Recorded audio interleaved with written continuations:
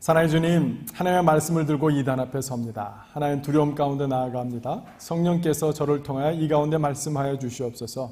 성령께서 영광 받으시기 원하고 또 저희들 깨달아 알게 하시며 또 순종하게 하는 믿음의 용기 더하여 주시는 이 축복된 시간 될 수 있도록 함께하여 주시옵소서. 감사드리며 예수 그리스도 이름으로 기도드렸습니다. 아멘. 제가 예수님 믿고 성경을 처음으로 일독할 때 많은 구절이 은혜가 되고 또 어떤 구절들은 굉장히 충격과 놀람을 주었습니다. 충격을 준 말씀이 하나 있었는데요. 이사야서 63장 찾지는 않겠습니다. 63장 1절부터 6절을 보면 붉은 한 사람이라 옷을 입은 한 사람이 걸어옵니다. 근데 스스로 물어봅니다. 저가 누구냐라고 말이죠. 그 사람은 화려한 의복, 큰 능력으로 걷는 이십니다. 그래서 그 스스로 답변을 하시는데 그는 나, 곧 하나님이라고 말씀하십니다. 그래서 공의를 말하는 이요, 구원하는 능력을 가진 이라고 자기 자신을 그렇게 소개하십니다. 하나님이 붉은 옷을 입으신 이유가 있었습니다. 그 옷이 붉은 이유는 하나님께서 분노 가운데 이 에돔과 보스라의 사람들을 마치 포도즙 틀을 밟듯이 밟아서 그들이 심판받아 그들이 죽어서 흘린 선혈, 곧 피 때문이라고 하십니다. 그러면서 5절을 보면 하나님께서 이렇게 말씀하십니다. 내가 본즉 도와주는 자도 없고 붙들어주는 자도 없으므로 이상하게 여겨 내 팔이 나를 구원하며 내 분이 나를 붙들었습니다 라고 하십니다. 하나님께서 사람들을 심판하시는 것을 포도즙 틀에다가 포도를 가득 담아두고 많은 사람들이 그 포도를 으깨는, 그래서 밟으면 포도가 터지고 포도물이 튀고 하는 그런 모습에 비유된 것이 또 시청각적으로 봤을 때 너무나도 놀라기도 했습니다. 그러나 그 말씀을 보면서 그렇게 할 수밖에 없었던 이 하나님의 안타까움, 그것은 더욱더 크게 다가왔습니다. 하나님께서는 두루 살피시면서 사람들을 좀 찾으셨습니다. 누가 나를 좀 도와줄꼬, 누가 나를 좀 붙들어 줄꼬, 저 사람들이 자신의 죄 때문에 죽지 않도록 내가 저들을 구원을 할 수 있도록 나를 도와주고 나를 붙드는 자가 어디 있을까? 라고 하나님은 찾으셨습니다. 근데 하나님에게 이상한 것은 그런 사람이 없었다라는 것입니다. 이 세상의 심판은 물론 죄로 말미암은 것이지만 붙들어주는 자가 없음으로 인해, 복음을 전하는 자가 없음으로 인해 오는 것이기도 합니다. 이처럼 하나님께서는 이 세상을, 아니 우리 영혼이 멸망에 처하는 것을 안타까워하십니다. 그래서 하나님께서는 오늘도 사람을 찾고 계십니다. 하나님을 붙들어줄 사람들, 하나님의 구원을 가서 전할 사람들을 찾고 계십니다. 그런데 얼마나 많은 사람들이 마치 모세처럼 하나님을 위해 가는 것을 주저하며 두려워하고 또한 어찌하면 어떻게든지 좀 피할 수 있을까? 많은 이유들을 찾고 있습니다. 하나님은 사람을 찾고 계신데 사람들은 핑곗거리를 찾고 있습니다. 이 둘은 마치 서로 영원히 만나지 않을 것 같은 평행선과 같습니다. 그러나 우리는 오늘 본문을 통해서 도저히 만나지 않을 것 같은 이 팽팽한 두 평행선이 만나는 것을 보게 됩니다. 모세가 하나님의 부르심, 가라, 바로에게로 라는 그 부르심 앞에 응답할 때까지 이 모세는 5번이나 하나님의 명을 거절하고 어떻게 하든지 피하려고 했습니다. 그러나 그 완고한 모세를, 그 고집스러운 모세를 하나님께서는 인내하시고 그 부르심에 응답하시기까지 그를 설득하시고 그에게 약속을 주시고 그를 도우시고 능력을 체험케 하시는 그 역사를 오늘 우리는 본문 가운데서 만날 수 있는 것입니다. 사랑하는 성도 여러분, 오늘 이 본문을 통해서 그 모세를 만나주신 하나님, 모세를 설득하신 하나님, 모세에게 약속을 주신 하나님, 모세가 능력을 경험하도록 도와주신 그 하나님을 체험하시는 저와 여러분이 되기를 주님의 이름으로 축원합니다. 출애굽기 3장 11절부터 4장 17절까지 오늘 쭉 보니까요, 모세는 매우 겸손해 보입니다. 자신은 자격이 없는 사람이라고, 능력이 부족하다라고 하나님께 말씀드립니다. 모세는요, 매우 합리적으로 보입니다. 하나님의 이름을 알아야 내가 하나님이 누구시라고 가서 전하지 않겠습니까? 모세는 매우 신중해 보입니다. What if not? 그렇게 되지 않으면 어떻게 합니까? 4장 1절에 보니까 모세가 대답하여 이르되 그러나 그들이 나를 믿지 아니하며 내 말을 듣지 아니하고 이르기를 여호와께서 내게 나타나지 아니하셨다 하리이다. 그러면 어떻게 해야 되겠습니까? 늘 대안을 찾습니다. 하나님께 대안을 요구합니다. 모세는 자신의 약점을 잘 아는 것 같습니다. 저는 입이 뻣뻣하고 혀가 둔하다라고 합니다. 모세는요, 노라고 말할 줄 아는 사람이었어요. 오 주여 보낼 만한 자를 보내소서라고 합니다. 제 인생 계획에 없는 일을 할 수는 없습니다 라고 분명히 그것은 제 일이 아닙니다라고 하나님 앞에 분명히 못 박습니다. 그러나 사실 이 5가지의 모든 이유들은요 단 하나로 귀결됩니다. 5이 결국 하나 때문이었습니다. 하나 때문에 5가지 변명이 나온 겁니다. 무엇일까요? 그것은 바로 거절감입니다. 모세는 깨어진 심령이었습니다. 결과를 놓고 볼 때는 은혜였습니다. 감사의 제목이었습니다.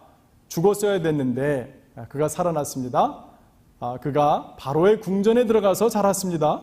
세계 최고의 수준의 교육을 받았습니다. 공주를 엄마라고 부를 수 있는 특권을 갖게 되었습니다. 그러나 실제로는 자기의 친모의 품을 강제적으로 떠나야 했습니다. 자기가 사랑하는 아버지와 어머니와 형과 누나는 무능력하기 짝이 없었습니다. 이 바로의 권력과 권위 앞에 아무것도 할 수 없는 그런 집안이었어요. 그는 동족들을 도와주려 했습니다. 궁에서 40년을 보낸 그는 여러 가지 면에서 이젠 때가 되었다라고 생각했을 것입니다.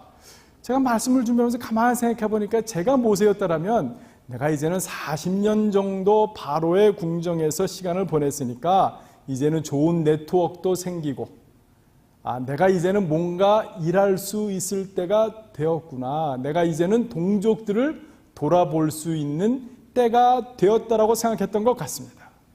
자기에게는 권세가 있다고 생각했습니다. 그러나 오히려 동족 형제들의 조롱거리만 되고 말았습니다. 철저한 거절을 당했습니다. 아니나 다를까요? 아무리 공주의 아들이라 해도 피가 섞이지 않는 한 왕자의 면책 특권을 기대할 수는 없었습니다. 아마 법체계가 우리와는 달라서 그 당시에는 왕정시대 때 왕자 정도 되었다라면 한 경찰관 한 사람을 실수로 죽였다 그래서 아마 죽기까지는 않았을 것 같습니다. 아마 면책 특권이라는 게 있을 수도 있었을 것 같습니다. 사정이 있었겠지라고 했을 수도 있겠습니다. 그러나 40년 동안 궁에서 지내며 형제처럼 지냈던 그 애굽을 다스리던 권력자들, 이 정치 권력자들은 마치 기다렸다는 듯이 모세가 실수하기만을 기다렸다는 듯이 그는 좋은 먹잇감이 되고 말았습니다. 아마 바로는 모세를 살려주고 싶었고 모세의 어머니 공주가 아마 애원하고 탄원했을지도 모릅니다. 그러나 도저히 살려줄 수 없는 그런 부하들의 참소와 부하들의 비난 가운데 놓여있지 않았겠습니까? 그는 먹잇감이 되고 말았습니다. 그는 버림받았습니다. 형제와 같았고 우정을 나누었고 나는 내 편이라고 하고 너는 나와 함께 한 네트워크에 있다라고 조직 안에 있다라고 하는 사람들에게 팽을 당해서 죽게 되었습니다. 어디도 끼기 힘든 사람이었습니다. 나는 출생이 히브리 사람이라 히브리인 공동체에 갈고자 했지만 거기서도 조롱거리가 되고 말았습니다. 내가 40년 동안 자란 애굽의 권세자들과 함께 앞으로 여생을 보내야 되겠다고 생각했지만 거기도 갈 수 없었습니다. 그 상처가 얼마나 컸는지, 이 모세가 당한 거절감, 이것이 얼마나 아팠는지, 하나님이 모세와 이스라엘 민족을 향한 계획이 얼마나 크던지 아무런 상관이 없었습니다. 하나님이 아무리 전능하셔도 자신의 운명이 거기서 멈출 사람이 아니었더라도 이제는 자신의 때가 아니라 하나님의 때가 되었다 하더라도 어떠한 설득도 그를 변화시킬 수 없는 미디안 광야를 떠날 이유를 찾지 못했던 그 모세였던 것입니다. 차라리 광야가 편했겠지요. 자기를 받아준 처가댁이 고맙고 그 집에는 다행히 딸들밖에 없고 자기는 큰 사회였기 때문에 아마 권세 다툼에서도 별 어려움이 없었을지도 모르겠습니다. 아마 나름대로 자기의 역할이 있었을 것입니다. 존경받았을 것입니다. 사람들이 의지했을 것입니다. 그러나 거절감이란 그렇게 마음 아픈 상처인 것입니다. 끈질긴 상처입니다. 덧나기도 쉽습니다. 고집스럽게 됩니다. 아무리 좋은 것이 있다 할지라도 그냥 난 이 자리에 있겠다라고 결정 내릴 수 있을 수밖에 없었던, 그렇게 사람을 만드는 그런 아픈 상처인 것입니다. 눈앞에 떨기나무에 불이 붙었지만 타지 않았습니다. 초자연적인 현상이 있었습니다. 하나님의 영광을 경험했습니다. 그런데도 그는 흔들리지 않았습니다. 자기 자신의 지팡이를 던졌습니다. 이 뱀이 됐습니다. 꼬리를 잡았습니다. 다시 지팡이게 됐습니다. 손을 넣었다 뺐더니요, 문둥병이 들렸다 고침받기도 하고 나일강을 물을 떠서 던지면 피가 될 것이라는 약속도 받았습니다. 그런데도 하나님을 믿지 못하게 만들었습니다. 그런데도 하나님을 신뢰하지 못하게 만들었습니다. 내가 받은 상처, 내가 왜 그 사람들에게 다시 돌아가야 하는데 난 더 이상 상처받고 싶지 않아. 하나님도 이 영역에서는 나를 관여하실 수 없어. 그 고집스러움이 모세 가운데 있었던 것입니다. 그래서 이 거절감은요, 아주 큰 영적인 상처이기도 합니다. 이렇게 거절감으로 신음하는 사람들, 하나님을 믿고 싶어도 신뢰하지 못하는 사람들, 안타까운 영혼들, 다음과 같은 현상들이 보입니다. 상처를 오히려 더 쉽게 받습니다. 자기가 거절받은 이유를 객관적으로 바라보기보다는 내가 부족해서, 나의 출신이, 아니 나의 존재가, 나의 생긴 것이 나의 어떠함 때문에 나는 거절받았다라고 생각하며 더 아파합니다. 이런 분들은 나는 어디 가나 언제나 또 거절받을 거야, 난 어디 가나 제대로 끼지 못할 거야 라는 것을 확신하고 살아갑니다. 그렇기 때문에 거절받을 수 있는 상황을 피하려 합니다. 인간관계를 잘 맺으려 하지 않습니다. 누구와도 깊이 사귀려 하지 않습니다. 피상적인 관계로 멈춰버리고 맙니다. 그렇기 때문에 고립되는 경향이 있습니다. 어느 그룹에든지 잘 들어오지 않으려 합니다. 들어와도 멀찍이 떨어져 쫓아옵니다. 사람들이 있을 때는 그냥 가만히 있습니다. 이런 분들은요, 자기가 옳다라는 것을 증명하려고 살아가는 것 같습니다. 자기가 능력이 있음을 보여주려고 살아가는 것 같습니다. 그렇기 때문에 스스로 얼마나 학대하는지요. 내가 더 능력 있는 사람이 돼야 돼. 내가 옳다는 것을 증명해야 돼. 얼마나 자기를 채찍질하는지 알지 못합니다. 아까 말씀드린 것처럼 영적으로도 하나님을 신뢰하지 못하고 하나님도 자기를 거절하실 거야. 하나님도 나 같은 사람은 그렇게 마음에 들어지 아니하실 거야. 하나님이 나를 저 사람처럼 그렇게 사랑하시지 않는 것 같아 라는 그런 비교 가운데 늘 아파합니다. 모세의 변명들을 보니까 이런 장면들이 계속 나타나는 것입니다. 하나님의 이름을 주셔도, 하나님의 약속이 있어도, 하나님의 능력과 하나님의 공급하심이 다 헛것입니다. 우리 또한 이 세상에 살다 보면 많은 거절감으로 깊은 상처를 받습니다. 부모에게서 받는 상처들도 있습니다. 형제들끼리 살아가면서도 그럴 수도 있습니다. 결혼 생활에서도, 사회 생활에서도, 심지어 이전에 섬겼던 교회에서의 인간 관계들을 통해 받은 상처도 꽤 있습니다. 문제는 이러한 상처들을 해결하지 못한 채 늘 달고 다닌다는 것입니다. 제가 트리니티에서 시카고에서 선교학 박사학위 공부할 때에 그 과정에 들어가서 그 미국 교수님들한테 제일 많이 들었던 게 있습니다. 그건 뭐냐면 선교사님들이 그리스도의 복음을 전하러 다른 문화권에 들어가는데 자신의 문화, 예를 들어서 한국 선교사님이 필리핀으로 갑니다. 그런데 필리핀에 가서 사는 건 어떻게 삽니까? 한국식으로 삽니다. 한국의 컬처럴 백이지, 그러니까 그러니까 자기가 선교사로 다른 문화권에 가서 섬기려고 하는데 여전히 자기의 문화의 특성과 문화권들을 마치 등에 백을 메고 다니는 것처럼 들고 다닌다는 거예요. 그래서 선교 현장에서 일어난 많은 문제들이 문화 간의 충돌, 선교사님과 현지인들의 갈등이 그런 문화적인 차이라는 것을 제가 귀에 따갑도록 들었습니다. 그래서 그런 것에 대해서 공부하기도 했고요. 그런 것처럼 우리 마음 가운데도 마치 뭐예요? 이모셔널 배기지, 우리의 정서적인 상처를 담은 그 백을 들고 다닌 것 같아요. 그래서 제가 설교를 준비하면서 네이버라는 한국의 유명한 그 사이트 사전에서 한번 배기지를 새삼스럽게 한번 찾아봤어요. 이거 한국말로 뭐라고 번역하지? 그냥 영어로는 컬처럴 배기지, 이모셔널 배기지 하면 다 알아듣겠는데 한국 그 네이버 사전에서 이렇게 번역했더라고요. 앙금. 우리가 앙금을 갖고 다니, 앙금이 남아서 여전히 그것을 들고 다니는 삶을 사는구나. 결혼을 해도 각자 집에서 받은 상처를 들고 여전히 와서 같이 살아갑니다. 교회 새롭게 와도 예전 교회에서 받은 상처를 가지고 와서 그것을 투영하면서 투사하면서 살아가면서 이번에도 똑같이 어려울 거야 라는 것을 뻔한 것처럼 예상하며 살아가는 그런 성도들이 간혹 가다가 계시는 것 같습니다. 사실은 상처를 다 해결하고 만나면 좋겠죠? 그러나 그것도 좀 이상적인 것 같아요. 하나님이 모세를 다루시는 모습을 보면 그게 분명히 나타납니다. 이러한 모세, 하나님이 놀라운 영광과 약속과 모세를 통해서 민족 전체가 흥하게 되는 기이하고 놀라운 그 역사가 일어난다 앞에서 주저거리고 머뭇거리고 있는 이 모세, 하나님께서 이 모세를 어떻게 다루셨습니까? 첫 번째로요, 모세는요 창조주 하나님을 만났어야 됐어요. 4장 10절과 11절을 보면 모세가 여호와께 아뢰되 오 주여 나는 본래 말을 잘하지 못하는 자니이다. 주께서 주의 종에게 명령하신 후에도 역시 그러하니 나는 입이 뻣뻣하고 혀가 둔한 자니이다. 여호와께서 그에게 이르시되 누가 사람의 입을 지었느냐, 누가 말 못하는 자나 맛 못 듣는 자나 눈 밝은 자나 맹인이 되게 하였느냐, 나 여호와가 아니냐라고 주님께서 말씀하고 계십니다. 그런데 재밌는 본문이 있습니다. 정말 모세가 말을 못했을까요?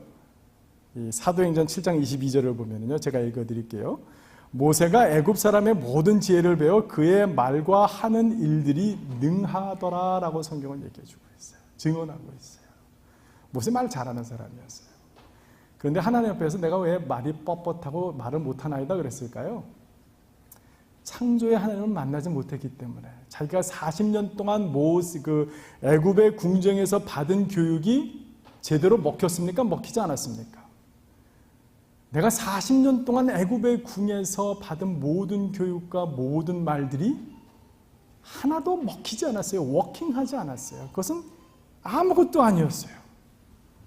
그는 자기 자신의 교육과 자기 자신의 경험을 의지했기 때문에 오히려 하나님의 능력을 경험하지 못하고 하나님의 창조하시는 능력을 경험하지 못했어요. 여러분, 하나님의 창조하신 능력이 어떻게 나타난다고요? 오늘 본문 말씀은 더욱더 재미있게 얘기해주고 있습니다. 우리가 11절까지 제가 읽어드렸죠. 12절이요. 이제 가라. 내가 내 입과 함께해서 할 말을 가르치리라. 하나님께서는 창조의 능력을 보여주시면서 뭐라 그러세요? 내가 너 옛날에 창조했다는 사실이 중요한 것이 아니라 지금 이 순간도 창조의 하나님이심을 바라보아야 한다라고 가르쳐주고 계신 것이에요. 말 못하는 사람에게, 애굽의 교육을 받은 사람에게 주님께서 하시는 말씀이 뭐냐면 너 다시 한번 재교육 받아야 되겠는데 창조의 능력이 하나님을 경험해야 되겠는데 어느 순간이요? 하나님의 명령에 순종해서 그 자리에 있는 그 순간에서 역사하시는 창조의 능력을 경험해 봐야 된다라고 주님께서는 오늘 우리에게 가르쳐주고 계신 것입니다. 많은 성도님들이 고린도후서 5장 17절 말씀을 잘 모르시는 것 같아요. 고린도후서 5장 17절을 보면 뭐라 그러세요? 누구든지 그리스도 안에 있으면 새로운 피조물이라. 보라, 이전 것은 지나갔으니 보라, 새 것이 되었도다. 여전히 이전 것에 매달려 살아요. 이전의 상처에 매달릴 뿐만 아니라 내가 이전에 받았던 교육, 내가 이전에 받았던 경험, 나의 이전의 경력들에 붙들림 받아 살아가는 그 창조의 하나님이 저 태고 쪽에 있었던 하나님이 아니라 그 창조의 하나님이 오늘 가라고 명하시는 그 자리 가운데 나와 함께 하심을 나는 이미 새롭게 된 존재임을 알지 못하는 안타까운 영혼들이 꽤 많이 계십니다. 모세도 그랬던 것 같아요. 사랑하는 성도 여러분, 하나님은요, 언제나 우리의 경험치를 넘어서서 새로운 미지의 세계로 초대하십니다. 우리의 과거의 것들이 전혀 작동하지 않는 세계로 우리를 부르세요. 왜요? 그래야 하나님을 경외하죠. 어떤 하나님? 창조의 하나님. 너가 새로 경험하는 그 미지의 세계 가운데도 말씀으로 세상을 창조하신 하나님이 할 말을 가르치리라. 사랑하는 성도 여러분, 하나님께서 새롭게 나갈 새로운 운명이 눈뜨시고 하나님이 부르신 그 부름 앞에 응답하시고 순종하시는 저와 여러분이 되길 주님의 이름으로 축원합니다. 저는 이 창조의 하나님을 생각할 때마다 시편 139편 17절과 18절 말씀을 늘 생각해요. 이런 얘기가 있습니다. 한번 읽어드릴게요. 하나님의 주의 생각이 내게 어찌 그리 보배로우신지요? 그 수가 어찌 그리 많은지요? 내가 세려고 할지라도 그 수가 모래보다 많도소이다. 내가 깰 때에도 여전히 주와 함께 있나이다. 저는 이 시편 139편 참 좋아하는 시편이지만 그 가운데서도 하나님이 나를 향한 생각이 어찌 그리 많은지요? 하나님이 나를 향해 가까워진 생각을 내가 세려고 할지라도 그 수가 모래보다 많기 때문에 도저히 셀 수가 없는 것입니다. 과거는 지나간 일임을 받아들여야 했습니다. 하나님께서 모세를 향한 가지고 계신 생각, 이스라엘 백성들을 향한 가지고 생각이 얼마나 많은지 그것을 기대해야 했습니다. 사도 바울도 나는 아직 내가 잡은 줄로 여기지 아니하고 오직 한 일 즉 뒤에 있는 것은 잊어버리고 앞에 있는 것을 잡으려고 하나님의 부르심을 쫓아 상급을 쫓아 달려가노라 라고 고백하지 않았습니까? 사랑하는 성도 여러분, 여러분들의 아픔이 무엇이든지 여러분들의 경험이 무엇이든지 여러분의 경력이 무엇이든지 뒤에 있는 것 다 잃어버리고 하나님께서 나를 한 번도 경험해보지 못한 미지의 세계로 초대하실 때 주님이 나를 향한 생각이 얼마나 많으시면 무슨 일을 도대체 해주시려고 나를 이 자리로 인도하시는가. 믿음으로 아멘 하시는 저와 여러분 되기를 주님의 이름으로 축원합니다. 두 번째로 하나님께서는 아무리 작은 것일지라도 내 것, 나의 것을 가지고 순종할 때 하나님의 능력이 나타남을 보이십니다. 오늘 4장 4장 2절에 보시면 여호와께서 그에게 이르시되 내 손에 있는 것이 무엇이냐? 그가 이르되 지팡이니이다. 주님께서 모세의 주의를 환기시키세요. 너가 지금 가지고 있는 거 뭐니? 너 손에 뭐 있지? 지팡이인데요. 그 지팡이 목자라면 다 갖고 있는 것이죠. 거기에 럭저리하게 특별한 능력이 있었을까요? 강철로 만들어진 것이었을까요? 아니었을 거예요. 흔하게 구할 수 있는 그냥 지팡이였어요. 그런데 그것이 하나님의 손에 붙들리면 아무리 작은 것일지라도 아무리 초라한 내 것일지라도 하나님의 손에 붙들리면 그것이 능력이 지팡이가 됨을 모세는 경험해야 했습니다. 사랑하는 성도 여러분, 하나님께서는 오늘 이 뱀으로 변한 지팡이에 꼭 꼬리를 잡으라고 꼭 명령하셨어요. 하나님께서는 그냥 지팡이 던진 다음에 뱀이 된 거 다시 한번 잡아라 말씀하지 아니하시고 꼭 부위를 말씀하셨어요. 4절에 보면 여호와께서 모세에게 이르시되 내 손을 내밀어 그 꼬리를 잡으라. 그가 손을 내밀어 그것을 잡으니 그의 손에서 지팡이가 된지라. 제가 전문가는 아니어서 잘 알지 못합니다. 그러나 TV에서 많은 동물 관련된 다큐멘터리를 봤을 때 이 땅꾼들이 뱀을 잡을 때는 꼬리를 잡습니까? 머리를 잡습니까? 머리를 잡아야 됩니다. 꼬리 잡으면 자기 손을 감거나 올라와서 반등해가지고 물죠. 그죠? 그때 뱀은 어디를 잡아야 돼요? 이 머리를 잡는 게 상례입니다. 근데 하나님께서는 어디를 잡으라 그러세요? 꼬리를 잡으라 그러세요. 순종하라는 겁니다. 우리 상식을 넘어서서. 하나님, 내가 꼬리 잡다가 다치면 어떡해요? 그런데 하나님께서는 굳이 꼬리를 잡으시라 그래요. 하나님께서는 굳이 손을 넣었다 빼라고 하십니다.